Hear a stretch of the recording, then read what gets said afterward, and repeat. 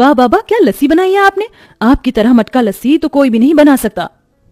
बच्चे कह तो ठीक रहे हैं जी, ना जाने आप इतनी अच्छी मटका लस्सी कैसे बना लेते हैं। ये तो बस माँ के बिहारी की कृपा है। एक दिन देखना बाबा, हम भी बिल्कुल आपकी तरह मटका लस्सी बनाएंगे और एक बड़ा सा रेस्टोरेंट खोलेंगे। फिर आप उस रेस्टोरेंट को संभालना। फिर आपको रोज रोज ऐसे कड़ी धूप में मटका लस्सी बेचने के लिए नहीं जाना पड़ेगा। भगवान करे तुम्हारा हर सपना पूरा हो। अरे घर पर है कोई क्या? इस समय कौन है? आप बैठिए, मैं देखती हूँ। इतना कहकर मोहिनी घर के बाहर जाती है। जी, श्रीमान श्याम जी का घर यही है क्या? जी। ये लीजिए, उनके नाम से चिट्ठी आई है। पोस्टमैन मोहिनी को चिट्ठी देकर चला जाता है, जिसके बाद मोहिनी चिट्ठी लेकर श्याम के पास जाती है। किसकी चिट्ठी है जी? वो रामनगर वाली मौसी जी है ना, उनकी चिट्ठी है।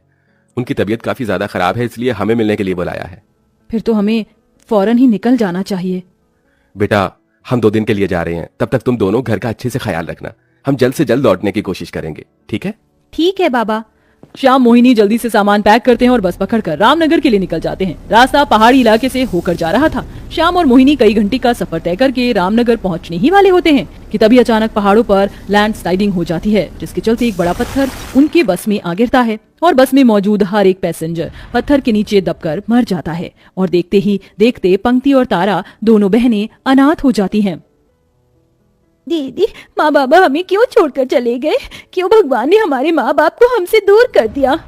तुझे पता है ना, भगवान अच्छे लोगों को जल्दी अपने पास बुला लेता है। हमारे माँ बाप भी तो अच्छे इंसान थे ना, इसलिए भगवान ने उन्हें अपने पास बुला लिया। दोनों बहनें एक दूसरे को लिपट कर रो रही थी कि तभी वहाँ पर उनका मकान मालिक भजनलाल आता है। अगर तुम दोनों बहनों का रोना धोना हो गया हो तो मेरे घर का किराया निकालो। भजनलाल जी, आप क्या कह रहे हैं? आप तो जानते हैं कि हमारे माँ बाप इस दुनिया में नहीं रहे। हम किराया कैसे देंगे? भगवान के लिए हम पर रहम कीजिए। ठीक है, 1 महीने की मोहलत दे रहा हूँ। अगर 1 महीने के अंदर मेरा किराया नहीं दिया तो खुद ही मकान खाली कर देना। इतना कहकर भजनलाल वहाँ से चला जाता है। दीदी, अब हम लोग कहाँ से पैसे लेकर आएंगे? अब हम वही करेंगे जो हमारे बाबा करते थे। मैंने बाबा को कई बार मटका लस्सी बनाते हुए देखा था। अब हम भी उनकी तरह मटका लस्सी बनाएंगे और बेचेंगे। दोनों बहनें मिलकर मटके के अंदर दही जमाती हैं और दही जमाने के बाद जिस तरह से श्याम दही के अंदर चीनी डालकर उसे अच्छे से मिलाकर उस पर मलाई डालकर मटका लस्सी बनाया करता था, वैसे ही दोनों बहनें बनाती हैं और अपने बाबा के ठेले पर मटका लस्सी बनाकर उसे बेचने के लिए निकल जाती हैं। मटका लस्सी ले लो, ठंडी ठंडी मीठी मीठी मटका लस्सी ले लो।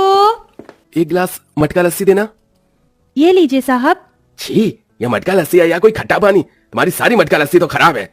नहीं साहब, हमने तो ये मटका लस्सी सुबह सुबह ही बनाई है, तो ये खराब कैसे हो सकती है? अगर यकीन नहीं हो रहा तो खुद ही पीकर देख लो। दोनों बहनें जैसे ही मटका लस्सी पीती हैं तो फौरन उसे थूक देती हैं। गर्मी की वजह से सारी मटका लस्सी खराब होकर खट्टी हो चुकी थी, जिसके चलते अब दोनों बहनें फिर से मटका लस्सी के लिए दही जमाती हैं, लेकिन गर्मी के चलते बार बार दही फट जाता है। ये क्या दीदी, आज फिर ये दही फट गया? ये दही जम क्यों नहीं रहा है? पंक्ति मेरी बहन, तो परेशान मत हो, गर्मी है ना इसलिए ये दही फट रहा है। हम एक काम करते हैं, हम इस मटके की चारों तरफ गीला कपड़ा बांध देते हैं, क्या पता उसकी ठंडक की वजह से दही ना फटे। दोनों बहनें मटके के ऊपर गीला कपड़ा बांध देती हैं, जिसके चलते दही नहीं फटता। लेकिन इस बार भी तारा और पंक्ति की बनाई हुई लस्सी लोगों को पसंद नहीं आती है, जिसके चलते दोनों बहनों की बिल्कुल ना के बराबर कमाई होती है। दीदी, हम कब तक यूं चावल दाल ही खाते रहेंगे? हम जितना कमा रहे हैं उसमें भी ये दाल चावल हम कितनी मुश्किल से खरीद पाते हैं, ये तुम अच्छी तरह से जानती हो पंक्ति। अगर आज माँ बाबा जिंदा होते तो हमें रोज रोज दाल चावल खाकर गुजारा ना करना पड़ता। मुझे तो डर है, अगर हमारी मटका लस्सी ना बिकी तो वो भजनलाल हमें घर से निकाल देगा। फिर हम दोनों अनाथ बहनें कहाँ जाएंगे? दोनों बहनें खाना खाते खाते रोने लगती हैं, जिसके बाद अगले दिन दोनों बहनें फिर से मटका लस्सी बनाकर बेचने के लिए जाती हैं। लेकिन इस बार भी उनकी कुछ खास कमाई नहीं हो पाती और निराश होकर दोनों बहनें घर लौट रही होती हैं। पंक्ति, कितनी तेज धूप हो रही है, अब तो मुझसे और नहीं चला जा रहा है। एक काम करते हैं, इस जंगल के रास्ते से होकर घर जाते हैं। ठीक है दीदी। दोनों बहनें जंगल के रास्ते से होकर घर जा रही होती हैं कि तभी उनकी नजर एक तालाब में पड़ती है, जिसका पानी धूप की वजह से आधे से ज्यादा सूख चुका था। कि तभी वो देखती हैं कि उस तालाब के अंदर थोड़े बचे पानी में एक मछली है। दीदी, अगर ये थोड़ा सा पानी भी सूख गया तो मछली तो बिना पानी के तड़प कर मर जाएगी। एक काम करते हैं, हम इस मछली को जो हमारे घर के पास तालाब है वहां ले जाते हैं, इसे उस तालाब में डाल देंगे। तारा मटके के अंदर से सारी लस्सी फेंक कर उसके अंदर उस तालाब का बचा हुआ पानी और उस मछली को डालते हैं और सीधा अपने घर के पास बने तालाब में ले जाकर उस मछली को डाल देते हैं।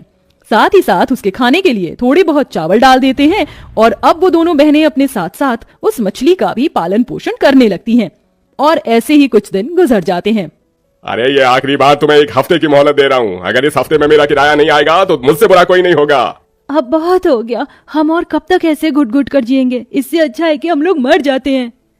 दोनों बहनें जिंदगी से हार चुकी थीं, इसलिए वो दोनों अपने घर के पास वाले तालाब के पास जाती हैं और उसके अंदर कूदकर जान देने की कोशिश करती हैं कि तभी उनके सामने वही मछली आ जाती है और देखते ही देखते वो छोटी सी मछली एक जलपरी का रूप ले लेती है। रुक जाओ, ये तुम दोनों क्या करने जा रहे हो? कौन हो तुम? मैं जलपरी हूँ। मैं वही मछली हूँ जिसकी तुमने मदद की थी। मैं तुम्हारी सारी परेशानी जानती हूँ, लेकिन इसका मतलब ये नहीं कि तुम दोनों अपनी जान दे दो। तुम जिस मटके के अंदर लस्सी बनाती हो वह मटका लेकर आओ। जलपरी के कहने पर पंक्ति घर के अंदर जाती है और मटका लाकर जलपरी के सामने रख देती है, जिसके बाद जलपरी उस मटके पर अपनी कुछ जादुई शक्तियां डालती है। अब ये मटका कोई साधारण मटका नहीं बल्कि जादुई मटका बन चुका है और अब ये जादुई मटका ही तुम्हारी किस्मत बदलेगा। इतना कहकर जलपरी वहां से गायब हो जाती है। दोनों बहनें मटके को घर ले आती हैं और फिर से एक बार और दही जमाकर बिल्कुल अपने बाबा की तरह लस्सी बनाकर बेचने के लिए जाती हैं। जरा 1 गिलास मटका लस्सी तो देना। दोनों बहनें उस आदमी को डर डर के मटका लस्सी देती हैं, लेकिन जैसे ही वो आदमी मटका लस्सी पीता है, अरे वाह, क्या मटका लस्सी बनाई है। इसे पीकर तो मेरा पूरा शरीर झूम उठा। इतनी स्वादिष्ट मटका लस्सी तो मैंने कभी नहीं पी। एक काम करिए, 2 गिलास मटका लस्सी मेरे लिए पैक भी करवा दीजिए। पहली बार किसी कस्टमर के मुंह से अपनी मटका लस्सी की तारीफ सुन दोनों बहनें बहुत ज्यादा खुश होती हैं, जिसके बाद अब जो भी दोनों बहनों की मटका लस्सी पीता उसकी तारीफ करते रुकता नहीं। दीदी, हमें सुबह से शाम हो गई और ये मटका लस्सी तो खत्म होने का नाम ही नहीं ले रही है। इसका मतलब ये सच में जादुई मटका बन चुका है और इसके जादू की वजह से लस्सी नहीं खत्म हो रही है। शायद इस जादुई मटके की वजह से ही सभी को ये लस्सी इतनी पसंद आ रही है। दोनों बहनें जादुई मटके के बारे में सोच सोच कर बहुत खुश होती हैं। अरे भाई, कितनी बकवास मटका लस्सी बनाता है वो लस्सी वाला, सारा मूड ही खराब हो गया। अरे जहाँ से मैं मटका लस्सी पीता हूँ, अगर वहां से तुमने एक बार मटका लस्सी पी ली ना तो मटका लस्सी के फैन हो जाओगे। अब दोनों बहनें जादुई मटका लस्सी बेचकर इतने पैसे कमा लेती हैं कि अब वो आसानी से अपना घर का किराया दे देती हैं। ये लीजिए, अब तो आप हमें घर से नहीं निकालेंगे ना? अरे नहीं नहीं, बस तुम दोनों बहनें किराया समय पर देना। दोनों अनाथ बहनों के हाथ की जादुई मटका लस्सी पीने के लिए अब आस पास वाले ही नहीं बल्कि दूर दूर से लोग आया करते थे। एक्सक्यूज मी, क्या आप ही वो दोनों बहनें हैं जो मटका लस्सी बनाती हैं? जी हाँ, लेकिन आप कौन? हमने आपको पहचाना नहीं। हाँ, मेरा नाम उमेश है और मैं शहर के सबसे बड़े 5 स्टार होटल का मालिक हूँ। मेरे होटल में हर तरह की खाने पीने की चीजें हैं, लेकिन आपकी जैसी बनाई हुई मटका लस्सी नहीं है। अगर आप दोनों बहनें मेरे होटल के लिए मटका लस्सी बनाएंगी तो मैं आपको पर मंथ 1 लाख रुपए दूंगा। 1 लाख? इतनी बड़ी रकम सुन दोनों बहनें इसके लिए मना नहीं कर पाती, जिसके बाद दोनों बहनों के हाथ की मटका लस्सी सभी कस्टमर को पसंद आती है और कुछ महीनों में दोनों बहनें जादुई मटका लस्सी की वजह से इतना पैसा कमा लेती हैं जिसमें वो अब खुद के सपनों का रेस्टोरेंट खोल लेती हैं और जादुई मटका लस्सी की मदद से हर गरीब और बेसहारा लोगों की भी मदद करती हैं और एक अच्छा जीवन जीती हैं।